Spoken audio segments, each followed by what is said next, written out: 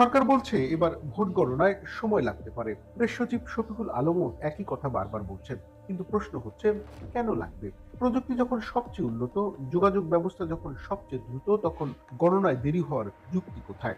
১৯৯১ সাল, তখন না ছিল মোবাইল, না ইন্টারনেট, না ডিজিটাল ডেটা ট্রান্সমিশন। দেশ সদ্য এরশাদের শাসন থেকে বেরিয়েছে। প্রতিটি ব্যালটে ১২ থেকে ১৪টি প্রতীক, স্বতন্ত্র প্রার্থী ভরপুর।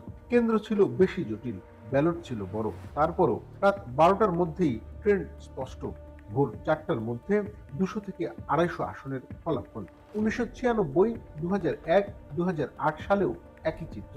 রাতেই গণনা শেষ। দেশ জানে কে জিতেছে। সরকারি ব্যাখ্যা: ১. পোস্টাল ব্যালট বেশি। ২. গণভোটের আলাদা ব্যালট। চলুন অঙ্ক করি।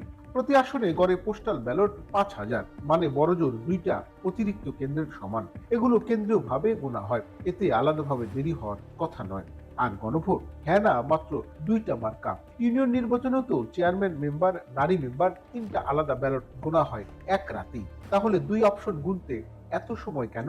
ভোট গণনা দেরি মানে ফলাফল দেরিতে আসবে, অনিশ্চয়তা বাড়বে, গুজব ছড়াবে, অবিশ্বাস তৈরি হবে।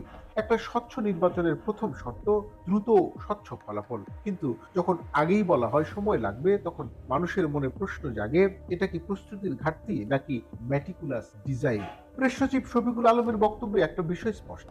তিনি কারণ বলছেন কিন্তু সমাধান বলছেন না। তিনি বলছেন কাজ বেশি, কিন্তু বলছেন না লোকবল কত বাড়ানো হয়েছে। বলছেন ব্যালট বেশি, কিন্তু বলছেন না গণনা টেবিল কত যোগ হয়েছে। বলছেন সময় লাগবে, কিন্তু বলছেন না সর্বোচ্চ সময়সীমা কত।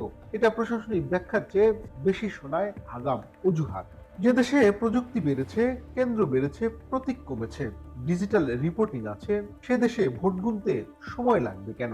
গণনা দেরি হওয়া স্বাভাবিক না। স্বাভাবিক হলো দ্রুত, স্বচ্ছ, তাৎক্ষণিক ফলাফল। ভোট গণনা শুধু সংখ্যার খেলা না, এটা মানুষের আস্থা, বিশ্বাস, গণতন্ত্রের হৃদয় স্পন্দন। তাই প্রশ্নটা থেকে যায়, ভোট গণনায় বেশি সময় লাগবে কেন? উত্তরটা অঙ্কের হওয়া উচিত, রাজনীতির না।